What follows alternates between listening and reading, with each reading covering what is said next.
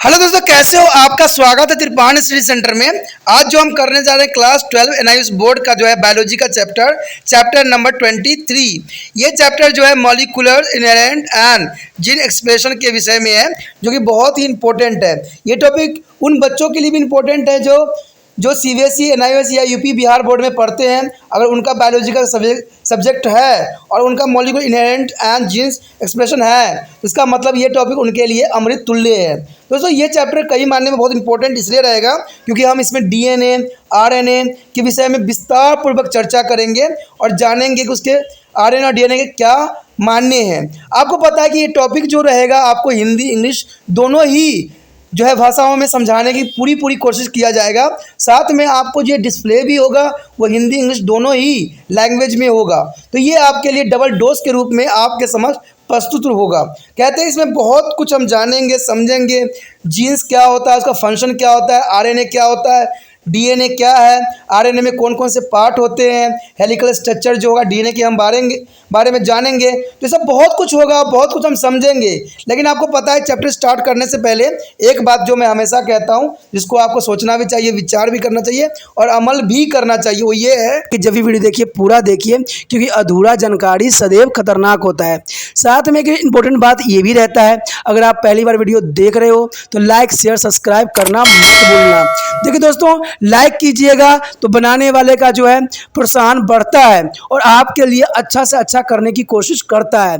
ठीक है, सब्सक्राइब करना आपके हित में है। इसका कारण ये है कि अगर आप सब्सक्राइब करके रखोगे तभी जो है मेरा वीडियो का नोटिफिकेशन मिलेगा। और आपको पता है कि मैं हर क्लास का जो है सब्जेक्ट डालता ही रहता हूँ समय समय पे। तो अगर सब्सक्राइब करके नहीं रखिएगा तो शायद उस वीडियो से आप अनभिज्ञ रह जाइएगा, यानी वो आपको प्राप्त नहीं होगा और आप उसका नॉलेज नहीं ले पाइएगा। साथ में जो अगर आप शेयर करते हो तो शेयर करना एक जग कल्याण के समान माना जाता है। इससे ये होता है कि मान लीजिए कोई जो है बच्चा जो है मेरी वीडियो को उसकी ज़रूरत थी और आपके थ्रू वो वीडियो उसको पास पहुंचा है, तो वो सदैव ही आपका धन्यवादी रहेगा और सदैव ही आपका जो है शुक्रिया अदा करेगा कि तुम्हारे कारण मुझे जो है वीडियो प्राप्त हुआ। तो दोस्तों, आपको पता ही होगा कि त्रिपाण स्टडी सेंटर सिर्फ एक क्लास के लिए ही अग्रसर नहीं है, ये कई क्लासों के लिए अग्रसर है। जैसे 8th, 9th, 10th, 11th, 12th CBSE के सारे चैप्टरों को कवर करेगा समय के साथ। प्लस जो है एनआईएस बोर्ड का 10+2 को भी कवर करता है, सभी सब्जेक्टों का। प्लस जो है बीए पंजाब यूनिवर्सिटी का जो है फर्स्ट सेमेस्टर से लेकर 6th सेमेस्टर तक 8 सब्जेक्टों को कवर करता है। प्लस जो है एमए के जो है बच्चे ऑन डिमांड जो मुझे करते हैं कमेंट, उनके लिए भी त्रिपाण स्टडी सेंटर जो है अग्रसर है। देखिए दोस्तों, त्रिपाण स्टडी सेंटर इतना बड़ा है, विस्तृत है, तो आपको अभी जो है लाइक, शेयर, सब्सक्राइब कीजिए और अपने दोस्तों के साथ बांटिए।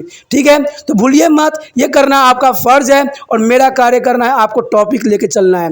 देखिए आज देखते हैं हमारा आज टॉपिक क्या है। Here the first topic is the concept of the one genes and enzyme hypothesis. There is the most important topic here. The British biochemist and physician Archibald Gores has been mentioned in the books named Inborn Error of Metabolism. That are inherited genetic disorders such as the phenylketonuria and the alkylketonuria, which are caused by the absence of particular enzyme. There is a disease is caused by the particular enzyme, and the Vadels and the Torn work with their mutants of fungus is a neuropora, and is a showed there is absence of genes in the mutants lead to be absence on enzymes is a metabolic pathway. The chain of biochemicals is the reactions as midway, and thus is a proposed here one gene was responsible for the production of one enzyme, and this way is called to the one genes one enzyme hypothesis. Later it was found that enzymes a protein may be made of more than one polypeptides and one gene controlled the production of the haplopolytyl chain amino acid and protein. In this following section you will be learn about their natures and the genetic materials DNA and its role in the synthesis of protein. You will be also learn about the genes mutation because of which is a normal protein is not be manufactured in the body and the result is a genetic disorder.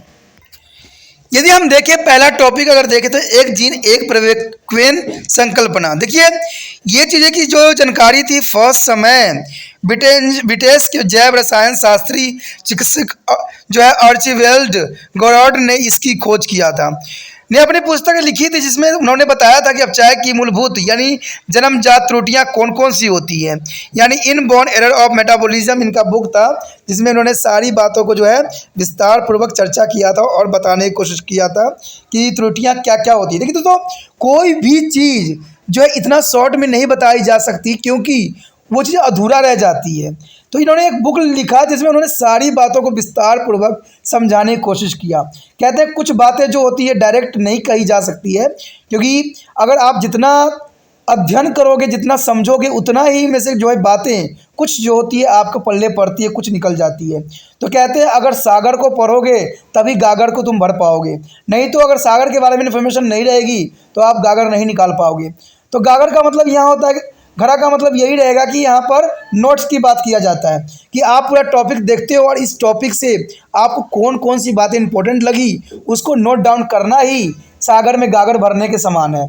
तो इसीलिए जो ये video बेशक जितना minute का हो जितने घंटे का चल रहा हो, सिर्फ आपने ये देखना है कि इंपॉर्टेंट इसमें टॉपिक क्या है। तो यही बात ऐसा ही जो है इसमें आर्चिवेल्डस गेरार्ड ने भी किया था कि इन्होंने इनबॉर्न एरर में जो है मेटाबॉलिज्म की एक पुस्तक लिखा था जिसमें जन्मजात त्रुटियों के विषय में चर्चा किया गया था। उन्होंने इस नामक पुस्तक वर्णन भी किया जिसमें कुछ वंशक्रम में प्राप्त अनुवांशिक व्यक्ति क्रम जैसे फिनोटाइक्यूटोन्यूरिया यानी फिनल कीटोटिनोरिया जो होती है एवं एल्कोपोटान्यूरिया एक विशेष कार्बनिक अनुपस्थिति के कारण होता है, जो इस बात के बारे में उन्होंने चर्चा किया था। और कहते हैं न्यूरोस्पोरा कवक के जो है उत्परिवर्तक का कार्य भी करते हुए विडल्स और ट्यूमल ने उस बात को आगे भी बढ़ाने की कोशिश किया, तो दिखाने की कोशिश किया था कि जो एक्सपेरिमेंट हुई थी वो कई मायने में सही थी। इसलिए इन्होंने जो है उत्परिवर्तक यानी म्यूटेंट में एक जीन की अनुपस्थिति के कारण उत्परिवर्तक में एक प्रक्रिया की कमी हो जाती है, जिसके बारे में उन्होंने बताया था, जिसमें उपाच्य पथ जैव रासायनिक अभिक्रिया की श्रृंखला बीच में ही समाप्त हो जाती है। तो इस बात को दर्शाने के लिए उन्होंने कई एक्सपेरिमेंट भी करके दिखाया था। उन्होंने बताया था कि एक जीन एक प्रक्रमण के उत्पादन के लिए उत्तरदायी है और इसके एक जीन का जो है प्रकृवंश परिकल्पना कहा गया। बाद में यह पाया गया कि यह जो है प्रकृवंश एक से अधिक जो है पॉलीपेप्टाइड से बना हो सकता है और एक जीन की पेप्टाइड्स के उत्पादन को नियंत्रित भी करता है। तो ये बातें और ये विषय जो थी बहुत ही इम्पोर्टेंट थी, एक इतिहास में एक बहुत बड़ा अचीवमेंट थी, क्योंकि इसने जो है जीन्स के बारे में डीएनए के विस्तार के बारे में सब कुछ बातें जो थी क्लियर कर दी थी। अगर हम देखा जाए इसमें तो हम डीएनए की प्राकृतिक अनुवांशिक पदार्थों की प्राकृतिक और प्रोटीन संश्लेषण में इसकी भूमिका के बारे में भी हम चर्चा करेंगे और उत्परित के बारे में भी जानकारी प्राप्त करेंगे, जिनके कारण शरीर में सामान्य प्रोटीन का निर्माण नहीं हो पाता है और इसके परिणाम स्वरूप अनुवांशिक विकृमित उत्पन्न होते हैं, यानी कौन कौन से विकार उत्पन्न होते हैं जब डीएनए की प्रॉब्लम होती है। ठीक है, here a first question in our mind: who is the discover the DNA? The discover of DNA as the genetically hereditary is a material, but there is a gene is a localized of chromosome or the heredity as material was known to the scientists there earlier 12th century and there are 20th century and there that gene is a segment of DNA because evidence from to work of grift of bacterial transformation. There is the bacterial transformation. The bacterium Streptococcus is a pneumonia and when to grow in the lab from to smooth colonies and then injected with the mice kill them. A mutant of the bacterium from their rough colonies and their harmless to the mice. In 1928 is a Friedrich Griffith is a found that if the smooth virulent from to the Streptococcus is killed and the mix with the harmless rough from the Streptococcus to be later become a virulent killer. The change are transformation of the bacteria from to harmless the virulent term of bacteria transformation. In 1944, Everest McCoy, there's a M.C. McCordis extract DNA from to the virulent smooth Streptococcus as the mix with their non-virulent rough variety. The non-rough is a variety become a virulent and their smooth coat. This did not be happen when the DNA of the virulent from the digested with the enzyme. The DNASE and their mix. There it is become clear the DNA was the transforming principle and later Hershey's and Chase is the 1952 use a T2 bacteriophages. T2 bacteriophages is the most important here as a virus which is infected bacteria from their experiments. They level to the protein coat of the virus with their radioactive isotope of sulfur 35S. When the virus was introduced into the bacteria, no radioactives was found inside the bacteria and the viral coat was left outside. When they labeled viral DNA with the 52p32R radioactives phosphorus radioactives was the found inside the bacteria. It has become clear that a new generation of the virus were produced inside bacteria because of viral DNA. Show in their figure. There is the most important for the microbiology student who is the BSc. There is the most important experiment for the mice. The S strain are encapsulated is an virulent. There is a mice is a dye, but R standing monocapsulate and the non-virulent there is the injected in the mice and the heat kill of virulent S strain in the mice. There is a most important experiment shown in this figure. This experiment goes wise to the D term is a Griffith bacteria transfer experiment. There is a heat kill of virulent strain pulse live, non-virulent and R strain. There is a mouse die and is a very dangerous but blood sample from a dead mouse is containing live virulent S strain. There is a Griffith bacteria transformation experiment. There is a most experiment for the all class and also the microbiology student is a VSc. And this experiment confirming that a DNA is a genetical material and genes are made of deoxyribonucleic acid or DNA. Deoxyribonucleic acid. There is confirmed to genetical material genes is made for a deoxyribonucleic acid is a DNA. दोस्तों यहाँ पर अत्यंत महत्वपूर्ण बात आया है कि DNA के आनुवंशिक पदार्थों के रूप में खोज। देखिए ये जो टॉपिक है वो बीएससी माइक्रोबायोलॉजी के स्टूडेंट के लिए भी काफ़ी इंपॉर्टेंट रहता है क्योंकि उनमें ये आ जाता है सेप्टोकोकाइस के जो एक्सपेरिमेंट की गई थी। कहते हैं 20वीं सदी में आरंभ में जो वैज्ञानिक ने इस बात की जानकारी थी कि क्रोमोसोम पर स्थित जीन्स आनुवंशिक पदार्थ से ग्रिफिथ के जीवाणु के रूपांतरण बैक्टीरिया ट्रांसलेशन पर किए गए कार्य से ये स्पष्ट हुआ कि जीन डीएनए के खंड होते हैं। तो जो ग्रिफ्थ ने बात कही थी वो कई मानने में जो था प्रूफनेस थी और सही बात थी। इसलिए इसमें जो एक्सपेरिमेंट की गई जीवाणु जिसमें स्ट्रेप्टोकोकाइस और फिनोमोनिस जो है न्यूमोनिया से लिया गया था, यानी स्ट्रेप्टोकोकस निमोनियस में लिया गया था। जब जीवाणु प्रयोगशाला में सर्वित कराने पर चिकनी भित्ति वाली बैक्टीरिया की कॉलोनी यानी स्मूथ कॉलोनीज और स्ट्रेन का निर्माण करते हैं और चूहे में प्रविष्ट जो इंजेक्शन कराने जाने पर उन्हें मार देते हैं। इस जीवाणु का जो है एक उत्परिवर्तक खुरदुरी भित्ति वाली बैक्टीरिया की कॉलोनी का निर्माण करता है और ये चूहिया के लिए जो है हानिकारक भी था। कहते हैं ये 1928 में फ्रेडरिक ग्रिफ्थ ने पाया कि यदि स्ट्रेप्टोकोकस के चिकनी भित्ति वाले जो होते हैं विषाक्त प्रकार के जीवाणुओं को मारकर स्ट्रेप्टोकोकस की हानिकारक खुदरी जो है भित्ति वाले जीवाणु को प्रकार से मिला दिया जाए तो ये हानिकारक प्रकार से विषमता मृत्युकारक बन जाता है। बैक्टीरिया जो है एक वचन यानी बैक्टीरियम्स का हानिकारक प्रकार के हानिकारक रूपांतरण बैक्टीरियाइज रूपांतरण बैक्टीरियल इन्फॉर्मेशन कहलाता है। तो ये बात बहुत ज़रूरी था। जब इस एक्सपेरिमेंट को उन्होंने किया तो ये सारी बातों को नोट डाउन किया जिसमें स्ट्रेप्टोकोकाइस जो है फिनोमोनिया में से देखा गया था। और यही एक्सपेरिमेंट जब चूहे पे दर्शाया गया तो एस स्ट्रेन समृद्धि और अग्र की जो पहला पार्ट था उसमें जब इंजेक्टेड किया गया इंजेक्शन तो चूहा जो था यानी माइस जो था मर चुका था, लेकिन वही आर स्ट्रेन असंतुष्ट और गुरुत किया गया तो वो चूहा जीवित था। जब एस स्टोन नष्ट कर देता है तो चूहिया फिर भी जीवित थी। तो ये एक्सपेरिमेंट का ही मानने में इम्पोर्टेंट था। साथ में इसको और भी आगे बढ़ाया गया। उसके बाद आगे लेकर गया जिसमें आप देख सकते हो कि एस स्टोन को नष्ट कर देने के पश्चात जब इंजेक्टेड किया गया तो चूहिया जो थी मर चुकी थी। इसका मतलब था इसका काफ़ी प्रभाव था देखने को मिला। तो यह हमें एस स्टोन जो थी चिकनी भित्ति वाला सुपर्ति के लिए यूज़ किया गया था और आर स्टोन जो था असमित अनुग्रह के लिए किया गया था यानी खुरदुरी के लिए ये किया गया था। ग्रीफ का जीवाणु का रूपांतरण प्रयोग बहुत ही मानने में इम्पोर्टेंट था और इसने कई बातों को जो है उजागर भी किया था। कहते हैं 1944 में एवरी जो है मिल्कोयोड्स और मैककॉर्डिस ने अग्र स्पोडोकोकस से जो डीएनए निचोड़ पर उसे अनुग्रह आर स्टोन की कॉलोनी में मिलाया था, अनुग्रह डीएनए युक्त प्रकार के अग्र चिकनी बन गया। और यह जो उग्र प्रकार डीएनए के नाशी जो क्रमिक की डीएनएस यानी डीएनएस द्वारा जो है आत्मसात किए जाने के पश्चात मिलाने पर ऐसा नहीं हुआ। अंततः यह स्पष्ट हो गया कि डीएनए रूपांतरकारी कारक था।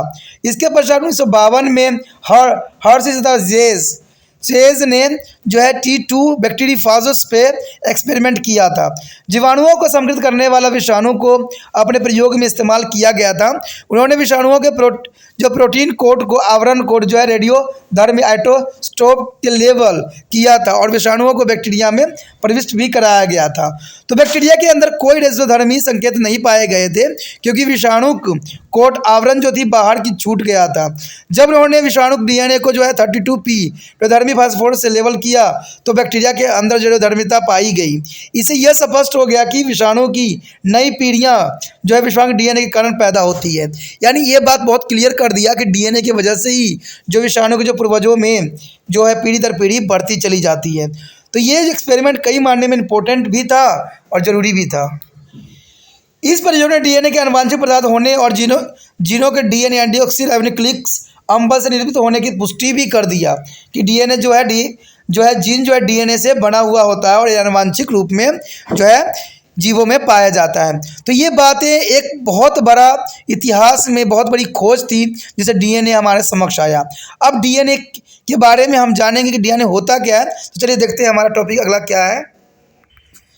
तो our next topic is structure of DNA, the genetical heredity of material. That is the most important topic here, DNA. The chemical nature of DNA is the deoxyribonucleic acid here. The DNA is the polynucleotides and macromolecules, means macro means large. The made of units called to the nucleotides, and each nucleotide consists of 3 subunits. The first is a pentose, means 5 carbon sugar called to deoxyribose, and 4 nitrogen base adenines and guanines are the pyrimidine base on the thiamines T and cytosines are bromide to the base. There is the most important here is adenines A, guanines B, G, and thiamines T and the cytosine C. There is a make on the each other, and a phosphate group of P4 is a position on the sugar. Here shown in this diagram, there is a bacteriophages radioactives of 35S level protein capsule. The radioactive 35PS level DNA is here, and the first stage is the infection, and this goes with the second step here. There is bleeding. So there is second step is bleeding, and third is a configurations. Configurations here there is third, and there is hypothesis case of experiment. There is no radioactive detect in the cells. There is a third stage is the contrifugations, and the no radioactives is the detect in the supplementant. There is a very important fact on the here. Here to show there is the most important structure is the component of nucleoside and nucleotide here. There is a base and the sugar is a nucleosides, but base plus sugar plus phosphate is a nucleotides. There is a most important structure for the exam view on the +1 and +2 students CBSE. There is a asking to many times this question, a component of nucleosides and nucleotides. The base and sugar is the nucleosides, and the base plus sugar plus phosphates is the formation of nucleotides. So there are 4 nucleotides in a DNA formed to sugar and nitrogen is base and phosphate. There is a curve follows as a rule here. The 4 nucleotides are not present in equal amount in the DNA molecules, but their amount of pyrimidines plus A plus G, and there is a bromidines is a T plus G C is a way equal. In other words, is a A is equal to T and G is equal to C. This is called the Crafts rule. There is a most important rule for the DNA structure. तो यहाँ पर जो है DNA की संरचना और आनुवांशिक पदार्थों के विषय में हमने जानना है। लेकिन इससे पहले मैं आपको ये डीएनए की संरचना बताऊँ, आनुवांशिक पदार्थों के बारे में बताऊँ, आपको एक बात बताना चाहता हूँ कि दोस्तों त्रिपाण सेंटर जो है वो ये उन बच्चों के लिए हेल्पफुल है जो इनको ये वीडियो की ज़रूरत है। तो इसमें आपको जो है एक चैन बनना है, और चैन बनने के लिए आपको क्या करना है, इसको व्हाट्सएप स्टेटस पे लगाना है। देखिए दोस्तों, आपको पता ही है कि जब भी कोई बच्चा एडमिशन कराता है तो उसको जो है टीचर बहुत डिमोटिवेट करते हैं कि आप हिंदी मीडियम में पढ़े हो, ये है। तो इसमें जो है वो काफ़ी डिप्रेट हो जाते हैं, ठीक है, डिप्रेशन में चले जाते हैं। लेकिन त्रिपाण सेंटर जो है आपके भाषा में, आपके ही लैंग्वेज में और आपके जैसा ही जो ये वीडियो आपके समझ प्रस्तुत करते हैं, इसको समझाना आपके लिए और सोचना भी आपके लिए आसान हो जाता है। लेकिन आपको पता है कि त्रिपाण सेंटर हर एक बच्चे के पास नहीं पहुंचेगा जैसे उनकी ज़रूरत है, लेकिन ये कार्य आपके थ्रू हो सकता है, क्योंकि मैं तो डाल देता हूँ, मैं कितने बच्चों कॉन्टेक्ट में जाऊँ, जितने हैं उनके आसपास जितने भी रहते हैं उन तक तो पहुँच जाती है, बट मैं चाहता हूँ कि उन बच्चों को तक भी पहुँचे जिनको इस वीडियो की ज़रूरत है, जिनको बातों को समझना है और उनमें जो है वो अच्छे से मार्क्स प्राप्त करने हैं। और मैडम को बताना है, टीचरों को बताना है कि चाहे हम हिंदी में हो चाहे इंग्लिश में हो, कोई ना कोई जो है कहते हैं हेल्प करने के लिए जरूर इस संसार में होता है। तो इसलिए त्रिपाण सेंटर जो है इसीलिए अमृत तुल्य आपके लिए जो है हिंदी इंग्लिश दोनों में डिस्प्ले भी हो रहा है और आपको समझाया भी जाता है। तो आपको क्या करना है, बहुत तकलीफ नहीं करनी है, सिर्फ थोड़ी सी तकलीफ करनी है कि आपको क्या करना है, जैसे वीडियो आप खत्म करोगे आप जो है इस लिंक को कॉपी करके अपने व्हाट्सएप स्टेटस पे कुछ समय के लिए 24 घंटे के लिए लगा देना है। जैसे मान लीजिए आप सोचिएगा कि ऐसे करने से क्या होगा, कुछ व्यक्ति देखेंगे और उसको छोड़ देंगे, इग्नोर कर देंगे। आपकी बात सच है, क्योंकि बच्चे जो व्यक्ति को नहीं जरूरत है वो क्यों देखेंगे। लेकिन मान लीजिए उन्हीं व्यक्तियों में से कोई ऐसा बच्चा होगा, ऐसा स्टूडेंट होगा जिसको बहुत दिनों से इस वीडियो की जरूरत रही होगी, ठीक है, तो उनको प्राप्त हो जाता है। मैंने कहा ना, आपके एक कोशिश से अगर एक व्यक्ति जुड़ रहा है, एक व्यक्ति को मिल रहा है, तो ये मेरे लिए बहुत ही बड़ी अचीवमेंट हो रही है। क्योंकि मैं कहते हैं एक बात जानता हूं कि बहुत जल्दी कोई चीज़ नहीं बढ़ जाती है। मैंने कहा ना कि बूंदे बूंदे तालाब भरती है, तो आपके बूंदे बूंदे कोशिश से जो है दूसरे बच्चों की कामयाबी की रास्ता साफ होगी। तो आपको उस कामयाबी के रास्ता साफ करना है। आपने उस बच्चे के लिए एक जो है रेन बनना है, जो कि फसलों के लिए सींचने के लिए इंपॉर्टेंट बनाना है। तो इसके लिए आपको करना है व्हाट्सएप स्टेटस पे लगाना है। तो दोस्तों सोचिए नहीं, विचार ना कीजिए, क्योंकि सोचना विचार करना गलत कामों में होती है। अच्छा कामों में कभी भी सोचने और विचार करने की आवश्यकता नहीं होती है, सिर्फ कर्म किया जाता है। जैसे पढ़ने के लिए आपको सिर्फ कर्म करने की जरूरत पड़ती है, सोचोगे तो आगे कामयाबी का रास्ता आपके लिए नहीं खुलेगा, ठीक है। सोचना नहीं है, विचार नहीं करना है, अभी व्हाट्सएप स्टेटस पे इसको लगाना है। तो कहते हैं आगे हमारा जो है यहाँ पर डीएनए की संरचना, अनुवांशिक पदार्थ। देखिए डीएनए की संरचना जो होती है आपने देखा भी होगा कई जगहों पे। तो ये डीएनए की संरचना के बारे में हम जानेंगे, लेकिन उससे पहले हम जानेंगे कि डीएनए होती क्या है। कहते डीएनए एक जो है पॉलीन्यूक्लियोटाइड्स, एक विधाकार अणु है जो कि न्यूक्लियोटाइड्स इकाइयों से मिलकर बना हुआ होता है। यानी आपको पता होना चाहिए कि न्यूक्लियोटाइड्स इकाई यूनिट से मिलकर बना होता है डीएनए, इसलिए इसको न्यूक्लियोटाइड्स भी कहते हैं। कहते हैं प्रत्येक न्यूक्लियोटाइड्स की 3 उप इकाई होती है। तो एक जो होती है एक पेटल शर्करा, यानी 5 कार्बन शर्करा जिसे जो है डी ऑक्सीराइबोज कहते हैं से बना हुआ होता है, और 4 इसमें नाइट्रोजन बेस होते हैं जिसको हम एडोनिन्स, ग्वालिन्स और प्यूरिन्स या थैलिन्स कहते हैं या साइटोसिन कहते हैं। इसमें जो होता है दोस्तों बहुत इंपॉर्टेंट होता है, ए जो होता है जी के साथ जुड़ता है और टी जो होता है सी के साथ इक्वल दिखाता है। तो ये जो होता है आप डीएनए के जो बीच के स्ट्रक्चर देखोगे तो उसमें ये आपको नजर आएगी, ठीक है। कहते हैं शर्करा में स्थित फास्फोरेट जो P4 होती है तो वो भी काफ़ी इंपॉर्टेंट स्थान रखता है। अगर बात किया जाए तो इसमें एक बेस और शर्करा मिलकर जो है न्यूक्लियोटाइड्स का निर्माण करते हैं। तो ये आपको ध्यान में रखना है कि एक बेस और ये शर्करा मिलकर जो है न्यूक्लियोसाइड का निर्माण करते हैं। एक फास्फेट समूह के इसके साथ संयुक्त होने जाने से न्यूक्लियोटाइड्स बन जाता है। जैसे बेस प्लस शर्करा न्यूक्लियोटाइड्स बनाता है और बेस प्लस शर्करा प्लस फास्फेट न्यूक्लियोटाइड्स बनाता है। तो ये काफ़ी इंपॉर्टेंट बात रहती है डीएनए स्ट्रक्चर के लिए। इस प्रकार डीएनए में शर्करा, नाइट्रोजन बेस या फास्फोरस में निर्मित 4 न्यूक्लियोटाइड्स होते हैं, जैसे कि आप इस चित्र में भी देख सकते हो। इसमें साफ क्रम में दिखाया गया है कि बैक्टीरियोफेजेस दिखाए गए हैं दोनों साइड। इसमें रेडियोधर्मी S35 निश्चित प्रोटीन कैप्सूल दिखाया गया है और रेडियोधर्मी 30P जो है चिन्हित प्रोटीन कैप्सूल दिखाया गया है। सबसे पहले स्ट्रक्चर में अगर आप देखोगे तो ये स्ट्रक्चर जो है संक्रमित है, ठीक है। संक्रमित दिखाने के लिए देखो ब्लैक ब्लैक आपको दिखेंगे, नजर आएंगे, इसका मतलब ये जो है संक्रमित है। अगर आप दूसरा स्टेज देखोगे जिसमें ब्लेडिंग दिखाया गया है तो इसमें ब्लेडिंग दिखा के आपको संरचना को दर्शाया गया है। लेकिन वही थर्ड स्टेज में आप देखोगे जो एक संरचना का रूप धारण कर लिया है। इसमें कोशिकाओं में जो है कोई रेडियोधर्मी यानी 335S नहीं पाया गया है, लेकिन जो है कोशिकाओं में जो है 32P पाया गया। तो इस प्रकार जो है आपको सुपरीमेंटन्स में रेडियोधर्मी 35 पाया गया और एल्बिट में कोई रेडियोधर्मी नहीं पाया गया। तो हर्शो और द चेज का ये प्रयोग बहुत ही इंपॉर्टेंट था। लेकिन इसको हम रासायनिक समीकरण में कैसे लिखेंगे, आइए देखते हैं। यहाँ पर आप देख सकते हो कि न्यूक्लियोसाइड और न्यूक्लियोटाइड्स के भाग दिखाए गए हैं, जिसमें आपको दिखाया गया कि क्षार और शकरा मिलके जो है न्यूक्लियोसाइड का निर्माण करता है। अगर क्षार, शकरा और फास्फेट मिल जाए तो न्यूक्लियोटाइड्स का निर्माण होता है। इसे जो है वेनेजिन्स में दिखाया गया है कि शकरा फास्फेट समूह किस प्रकार बनाए जा सकते हैं और किस किस प्रकार आप जो है न्यूक्लियोसाइड और न्यूक्लियोटाइड्स को आप दर्शा सकते हो। तो कई बार ये एग्जाम में आया है क्वेश्चन, तो इसकी स्ट्रक्चर जो है आप जरूर 2-4 बार प्रैक्टिस कर लेना, जिससे कि आपको अच्छे से समझ में आ जाए कि जो न्यूक्लियोसाइड और न्यूक्लियोटाइड्स होते हैं किस प्रकार उनका निर्माण होता है और इसके लिए जो है केमिकल फॉर रासायनिक समीकरण क्या है। तो ये आपके समक्ष प्रस्तुत था। Topic is physical structure of DNA, the DNA double helix. There is the most important topic here, the physical structure of DNA, means DNA double helix structure.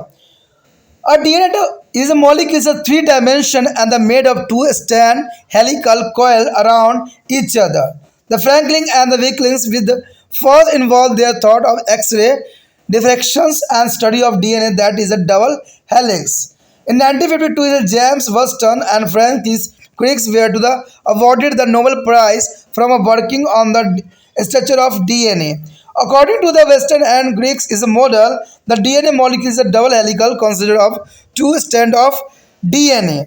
There is a arrange of the 2 strands is the antiparallel, and which means that there are sequence of nucleotides goes up in 3' and 5' direction on the strand, and other strand is come down to the 3 to 5 direction, and 3 and 5 they refer to the carbon atom to which there is a phosphate groups of attached. That is shown in this picture. There is a normally as an experiment in the phosphate is a sugar base and the base of sugar. There is a directly to proportional and there is phosphate and there is phosphate. There is a most important diagram to the base and the base, sugar and the sugar. There are helical structures in here. And there is a component of DNA double helix structure shown in this stage, and there is the most important component of DNA double helix structure. And they show the is a component only. Their base, sugar, the phosphate is a component. They here show the double helix structure on DNA. There is the most important structure. Here they show the 3 and 5 here, and there is the most important and AG, CGT. There is the most important is the center on the DNA structure. The here structure is a point out. There is the backbone of the helical made of sugar and phosphate. There is a made by sugar and phosphate is a nitrogen base are linked to the sugar, and this base of 2 strands are linked by the hydrogen bonds. The base pairing of very specific spacecraft rules is alanine or pyrimidine base pair and the pair of thymines and pyrimidine base. The pyrimidine gas guanine is a pair with the protomine cytosine, and this pair of the base is called the complementary base. There are 2 hydrogen bond between to A and T, and there are 3 hydrogen bond between to the C and G, and the A and T are the complementary base, so are G and C. In the DNA helical complete is a helical turn occur after the 3.4 micrometer. This is the complete turn to enclose a 10 base pair. The each base pair lines is a 0.34 micrometers apart. The diameter of the double helical DNA molecules is a 2 micrometers in given figure. And the Watson and the Crick's model explain well how to the 2 strand of DNA molecules may be separate to the replication and transcription of their rewind. And there is a most important fact here, the hierarchy of material must be capable of duplication, storage of information and transmission of information, expression information and regulation of gene expression. There is the most important things here. Here's the next is the packaging of DNA eukaryotic chromosome. In the bacteria eukaryotics only one double standard DNA molecules consist the chromosome. Eukaryotics have many chromosomes and also maybe genes. One chromosomes here, the molecules made up to the one longer double stranded DNA molecules. So how does this long molecules get accommodate in the chromosome seen as a small macroscopic entire during the cell division? And there is most important, the showing how the long DNA molecules is a package. Showing in your picture the DNA molecules is a 2 nanometer and histone octometers here also. Here this goes with the stone octometer is the nucleosome is the 11 nanometer and solenoids is the 30 nanometers here and the goes with the supercoils is the 300 nanometers and supercoils is the 700 nanometers and metaphase is the chromosome is the 1400 nanometers. Is the packaging of the DNA molecules in a DNA structure. There is the most important information here. The most important thing is the packaging here, packaging DNA molecules. There first is at the interval DNA molecules coil around a one core particles which is on octomer and that is made of 8 histone proteins forming a ball like structure. And second things here, the each core is a particles with the DNA around it is called nucleosomes and under the electron microscope eukaryotic chromosome look like a string of birds. Strings began the DNA molecules and the weight of nucleosome. And the strings of has a coil from to the solenoids and there are solenoids is a coil again is a super coiling ultimately from the chromosome. In this way, their long DNA molecules become a thinner and thicker and they are shorter and the shorter showing in this figure. दोस्तों यहाँ पर अत्यंत महत्वपूर्ण बात आ गया है कि DNA की भौतिक संरचना, डीएनए की दोहरी कुंडली। आखिर डीएनए की दोहरी संरचना कैसी होती है?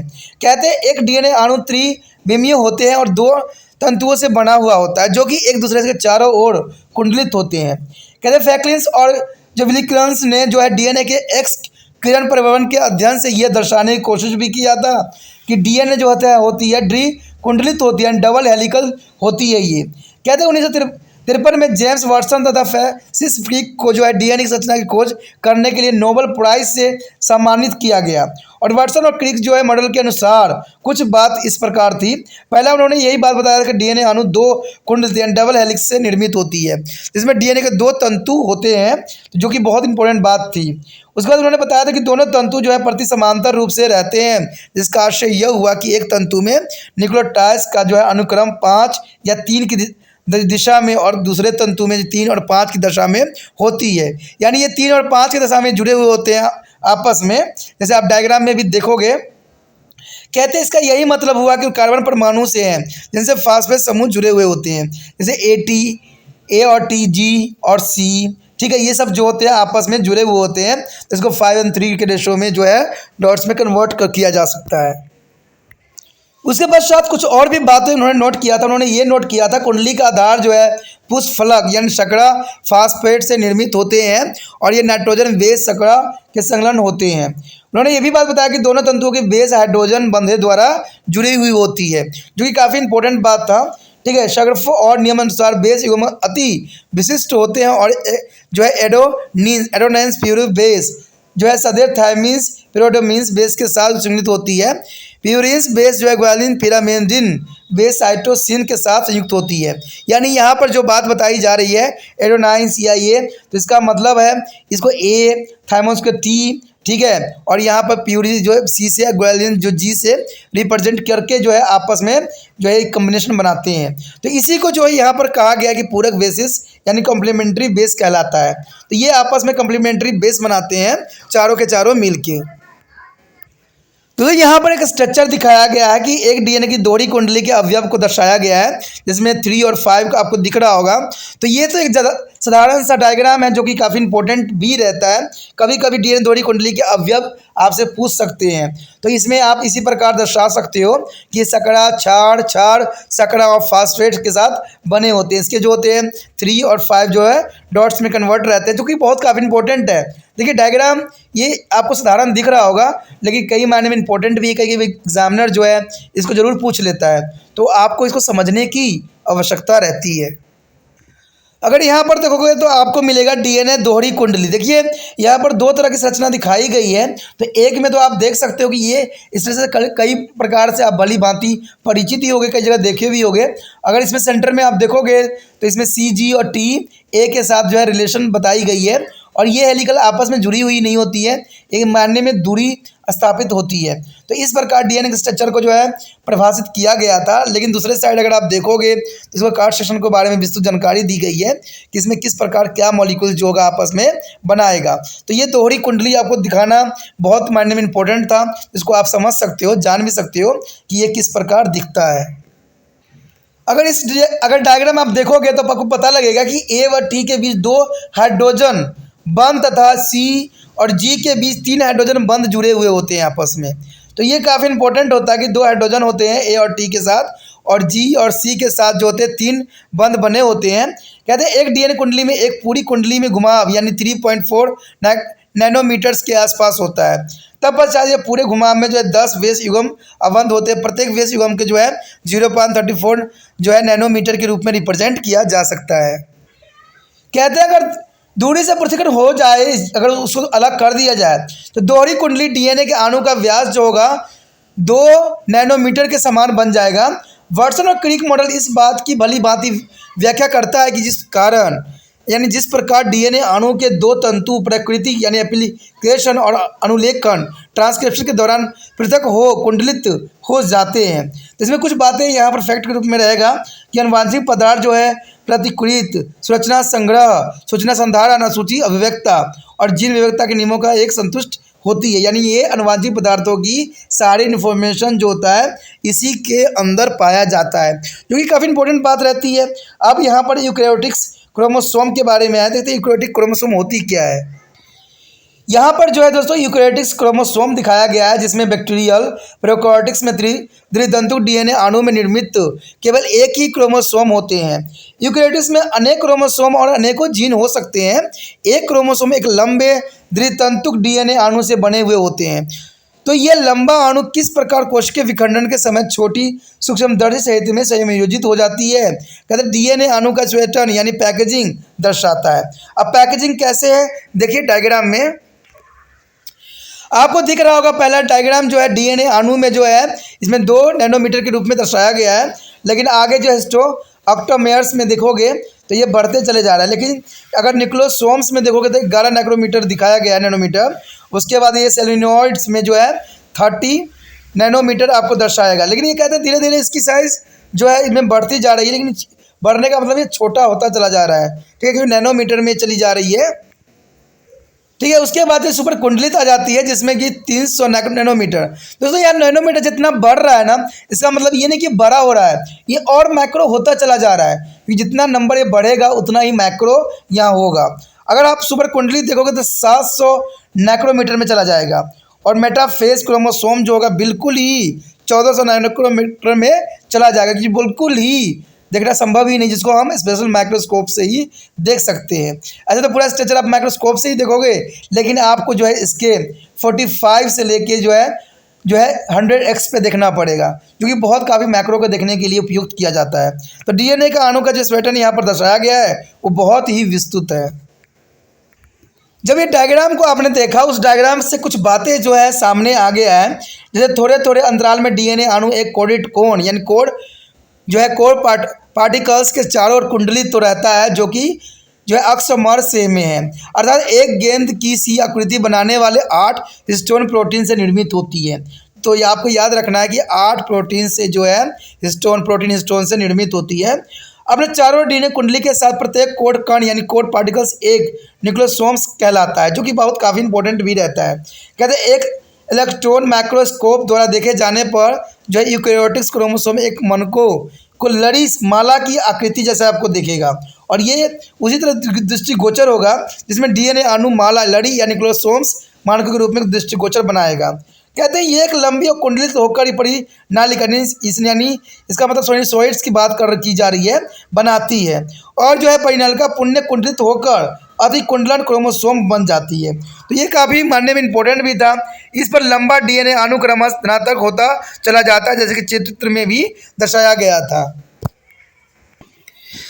So here most important topic here, RNA or ribonucleic acid. There is apart from the DNA, RNA is a ribonucleic acid is the other important nucleic acid present inside the cell. The given to difference between the RNA and DNA here table, the difference between DNA and RNA is the most important here.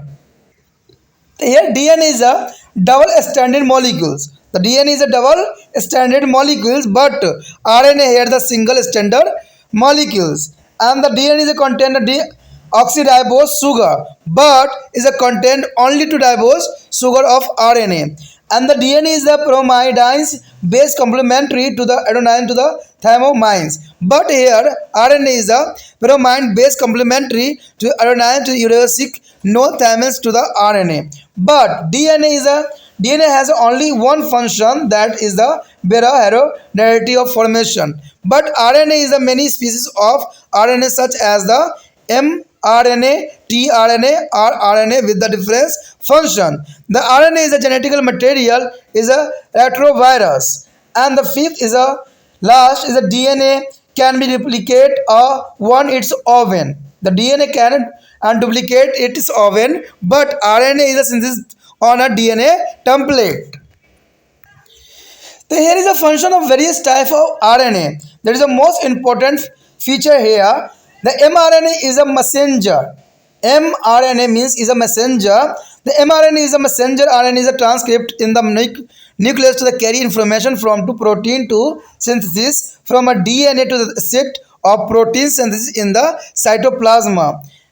And here the mRNA is a transcript as a standard of complementary base one of the DNA strand and the carry their information from the synthesis to of a particular protein to the peptides. And the second is a tRNA, means transfer RNA.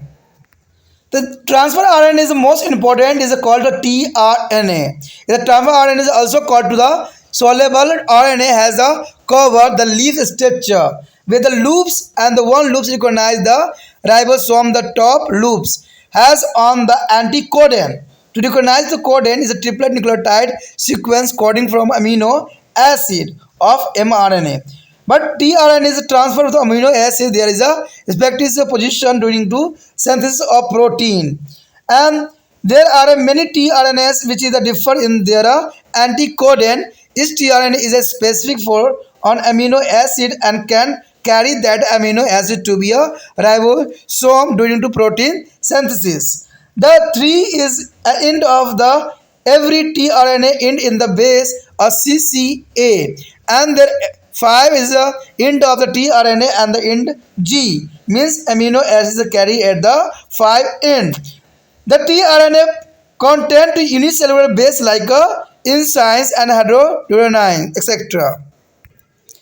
There is the most important to the rRNA is the ribosomal RNA.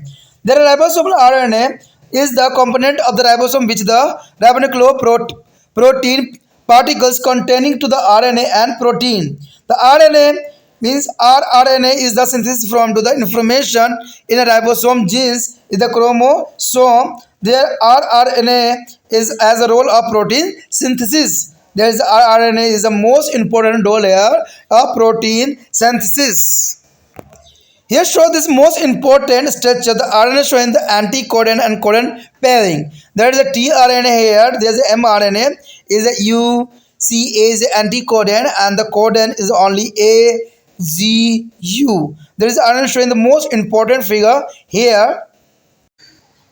दोस्तों यहाँ पर अत्यंत महत्वपूर्ण जो है आया है RNA, जिसमें हम राइबोक्लिनिक्स अम्बल के बारे में पढ़ेंगे। देखिए आरएनए कई मायने में इंपॉर्टेंट रहता है क्योंकि ये एक मैसेंजर की तरह कार्य करता है।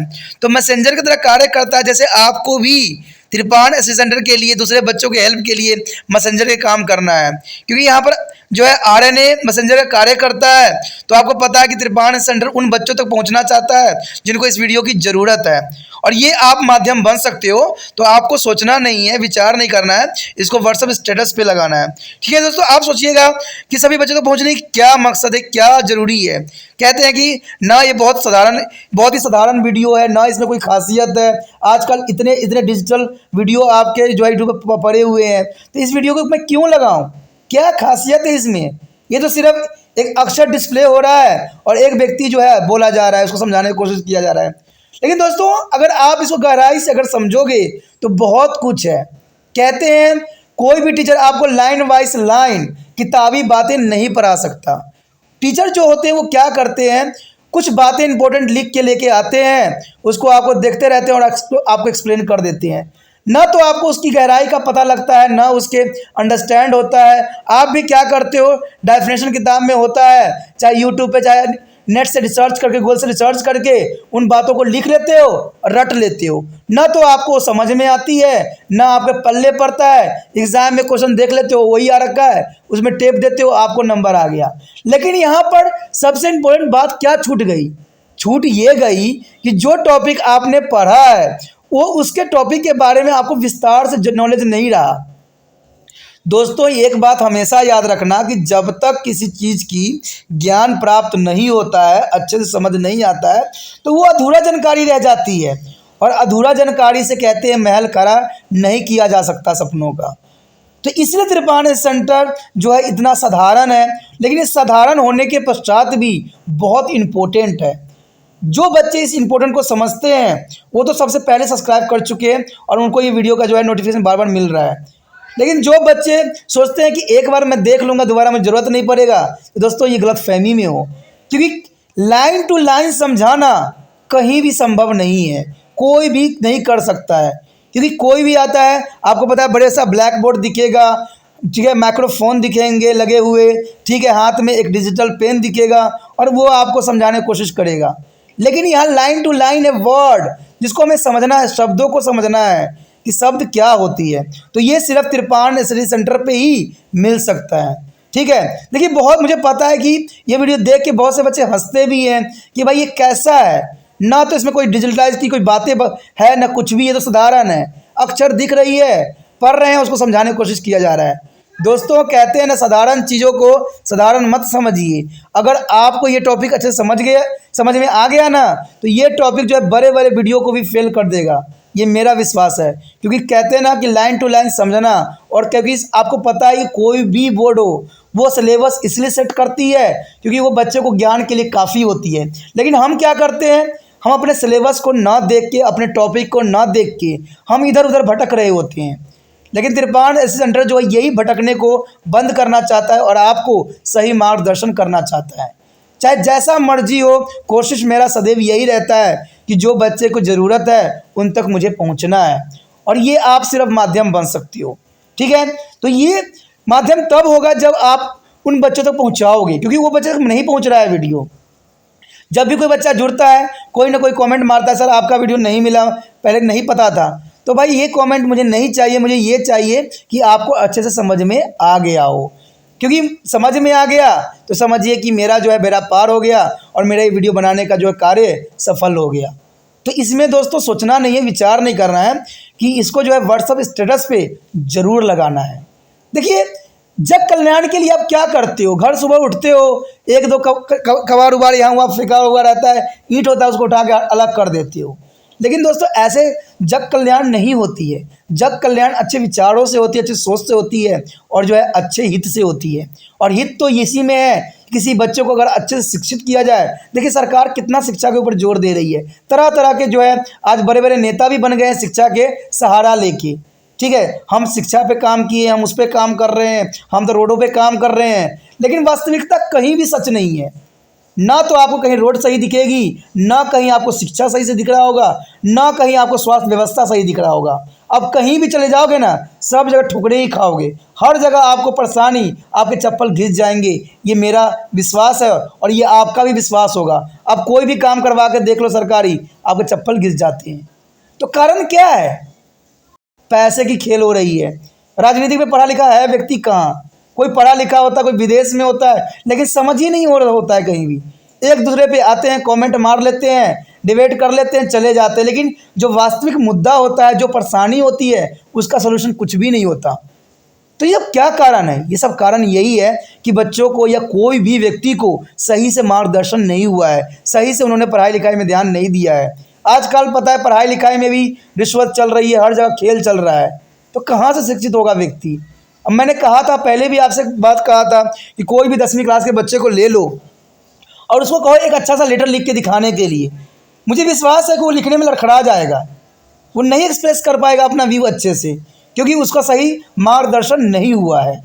तो इसे त्रिपाठी सेंटर जो है साधारण लेकिन नॉलेजेबल बात लेके आया है। कहते हैं साधारण चीज़ों को आप साधारण ना समझे, ठीक है, इसमें बहुत नॉलेज की बात है, समझ की बात है, ठीक है। तो इसलिए सोचना नहीं, विचार नहीं करना है, आपको तुरंत जो है इसको व्हाट्सअप स्टेटस पे लगाना है और आगे बढ़ना है, ठीक है। चलिए, ये बात तो था, कहते हैं ना कुछ मन की बातें होती है वो आपसे शेयर कर लेता हूँ। अब यहाँ पर जो है आरएनए तथा राइबोन्यूक्लिक अम्ल क्या होती है। देखिए, राइबोन्यूक्लिक अम्ल जो होती है बहुत इंपॉर्टेंट यहाँ स्थान रखता है।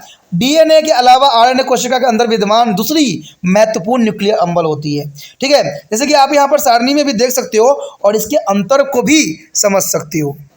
तो आपके समक्ष जो है डीएनए आरएनए में अंतर आ गया है। देखिए, इसमें यही बात बताने की कोशिश किया जा रहा है। देखिए, बहुत ध्यान सुनना, ये एग्जाम के लिए बहुत इंपॉर्टेंट है और इस क्वेश्चन को तो आपको हिंदी इंग्लिश में नोट डाउन कर लेना चाहिए। जिस बच्चे का जोन सा लैंग्वेज है उसमें नोट डाउन करके लिख लेना चाहिए, क्योंकि ये 5 ही है लेकिन बहुत इंपॉर्टेंट बात यहाँ बताई जा रही है कि डीएनए जो होती है द्वितीय कुंडलित अणु होती है, यानी इसमें डबल हेलिकल बनता है, लेकिन आरएनए जो होता है एकल तंतु होती है, यानी ये सिंगल हेलिकल स्ट्रक्चर होता है, सिंगल का ही बना होता है, ठीक है। इसमें जो है होता है डीऑक्सीराइबोज सकड़ा युक्त होती है, इनमें सकड़ा होती है, लेकिन इसमें देखोगे आरएनए में तो इसमें राइबोज सकड़ा युक्त होती है। दोस्तों, यहाँ राइबोज सकड़ा उपस्थिति होती है। कहते हैं डीएनए में जो होती है एडेनोसाइन का पूरक पिरिडोमिन्स बेस थाइमिन्स प्रेजेंट होता है, यानी एडेनोसाइन का पूरक पिरिडोमिन्स बेस यानी थाइमिन प्रेजेंट होता है, लेकिन आरएनए में अगर आप देखोगे तो इसमें एडेनोसाइन का पूरक पिरिडोमिन्स बेस जो है यूरोसिल और आरएनए में थाइमिन्स नहीं पाया जाता है। तो ये काफ़ी इंपॉर्टेंट बात रहता है। अगर डीएनए को देखा जाए तो डीएनए केवल एक कार्य ही करता है, डीएनए केवल एक कार्य करता है, लेकिन आरएनए के बहुत से कार्य होते हैं। आरएनए कई विभेद, जैसे कि एमआरएनए यानी मैसेंजर का काम करता है, ट्रांसफर का काम करता है, टीआरएनए करता है, और ये जो है राइबोन्यूक्लिक के लिए आरएनए के विभिन्न कार्य करता है। तो इसका कई कार्य हैं, यानी आरएनए के कई कार्य होते हैं बट डीएनए के एक ही कार्य होता है। कहते हैं डीएनए जो होती है, डीएनए स्वयं द्विगुणित हो सकती है, डीएनए जो होती है स्वयं ही द्विगुणित हो सकती है, बट आरएनए का संश्लेषण एक डीएनए टेम्पलेट पर होता है, यानी टेम्पलेट पे जो है ये अपना जो है द्विगुणित करने की कोशिश करती है। तो ये काफ़ी इंपॉर्टेंट था, डिफरेंस एग्जाम में कई बार आया है और ये देखने को मिला भी है। आगे जो हमारे समक्ष विभिन्न प्रकार के डीएनए के कार्य, देखिए हमने डीएनए तो देख लिया कि आरएनए के बहुत से कार्य हैं, तो हम कार्य भी देखना हमारे लिए अत्यंत महत्वपूर्ण होगा। तो सबसे पहले तो हमारा एमआरएनए है, इसका हम संदेश वाहक भी कहते हैं, मैसेंजर भी कह लेते हैं। तो एमआरएनए जो है संदेश वाहक के रूप में कार्य करता है। आरएनए प्रोटीन संश्लेषण के लिए कोशिका द्रव्य के न्यूक्लियस में स्थित होता है। देखिए, ये कोशिका द्रव्य में स्थित होता है, ठीक है, और डीएनए से प्रोटीन संश्लेषण के स्थान का सूचना वहन करता है। देखिए, प्रोटीन संश्लेषण के लिए स्थान तक ये सूचना क्या करता है, वहन, यानी मैसेज को ये ट्रांसफर करता है, ठीक है। एमआरएनए जो होता है और डीएनए तंतु में पूरक वेश में एक तंतु के रूप में प्रतिलिपि रहता है और एक विशेष प्रोटीन जो है पिलोपेप्टोडाइज के संश्लेषण की सूचना वहन करता है, जो कि बहुत इंपॉर्टेंट यहाँ पर आरएनए का कार्य है। आगे जो है आपके समक्ष ट्रांसफर का मतलब था टीआरएनए, यानी ट्रांसफर का कार्य करता है। टीआरएनए एक ट्रांसफर आरएनए के घुलनशील यानी सोलेबल आरएनए एसआरएनए भी कहा जाता है। इसकी जो है लूप युक्त जो क्लोवर्स लीफ यानी क्लोवर्स लीफ पत्तियां संरचना होती है, एक लूप जो है राइबोसोम की पहचान करता है। कहते हैं इस लूप में एक जो है प्रतिकोडन यानी एंटी कोडन होता है, ठीक है, जो एमआरएनए में कोडन्स भी पहचाना जा सकता है। इसका हम चित्र भी समझेंगे और जानेंगे, ठीक है। इसमें कोडन अमीनो अम्ल के लिए त्रिक जो है न्यूक्लियोटाइड्स अनुक्रम कोडिंग टीआरएनए प्रोटीन संश्लेषण में अमीनो अम्ल के उनके जो क्रमानुसार स्थानांतरित करते हैं। कहते हैं बहुत से टीआरएनए हैं जो अपने प्रतिकोडन यानी एंटी कोडन में भिन्न होते हैं। देखिए, बहुत से जो टीआरएनए होते हैं जो विभिन्न होते हैं, लेकिन प्रत्येक टीआरएनए एक ही अमीनो अम्ल के लिए विशिष्ट कार्य करते हैं और ये प्रोटीन संश्लेषण उसी अमीनो अम्ल को राइबोसोम में ले जा सकते हैं। और प्रत्येक टीआरएनए के लिए 3 सिरे पर सीसीए यानी साइटोसिन एरोनिन्स के रूप में उपस्थित होते हैं। वेसेस में अगर देखा जाए तो इसमें 5 सिरे पर जो है जी ग्वालिन्स होते हैं। एमिनो अम्ल में ग्वालिन्स जो है 5 सिरे पर ले जाया जा सकता है। यानी अम्ल जो है 5 सिरे पर ले जाने का काम जो होता है ग्वालियंस का होता है, यानी जी का होता है। देखा जाए तो टीआरएनए में कुछ असामान्य बेस भी होते हैं, जैसे जो है इनोसिन या हाइड्रोयूरोडीन्स आदि पाए जाते हैं, जो कि बहुत काफ़ी इंपॉर्टेंट रहता है। यहाँ पर एक स्ट्रक्चर दिखाया गया जो बहुत बहुत काफ़ी इंपॉर्टेंट है, सेरोन अमीनो अम्ल, यानी एंटी कोडन तथा कोडन युक्त दशाएं दर्शाई गई है। यहाँ पर देख सकते हो ऊपर दोनों जो स्ट्रक्चर बने होंगे, एक एंटी कोडन होगा इधर साइड, जहाँ टीआरएनए लिखा हुआ है वहाँ पर कोडन को दर्शाएगा, और यहाँ पर आप देखोगे तो एमआरएनए 5 के साथ जुड़ा हुआ है, इसमें एंटी कोडन और कोडन को भी दर्शाने की कोशिश किया गया है। ऊपर जो होगा यूसीए जो होगा एंटी कोडन होगा, लेकिन एजीयू जो होगा कोडन के रूप में दर्शाया जाएगा, और ऊपर जो होगा उसमें सेर होगा, सेरीन का मतलब यही होता है अमीनो अम्ल। तो इस तरह से एंटी कोडन और कोडन को जो है आरएनए में दर्शाया जा सकता है। यहाँ पर अगर देखा जाए तो आरएनए तथा राइबोसोमी आरएनए में क्या कार्य करता है। देखिए यहाँ पर जो है राइबोसोमी के बारे में बात किया गया है, यानी आरएनए राइबोसोम का एक घटक है जो कि आरएनए व प्रोटीन धारण करने वाले राइबोन्यूक्लियस प्रोटीन है। आरएनए का संश्लेषण क्रोमोसोम के न्यूक्लियोवर्स जो है ग्लाइनेजर क्षेत्र में विद्यमान राइबोसोमी जीनों में नियमित सूचनाओं से होती है। इसमें आरएनए की प्रोटीन संश्लेषण में एक भूमिका का कार्य करती है, जो कि बहुत काफ़ी इंपॉर्टेंट है।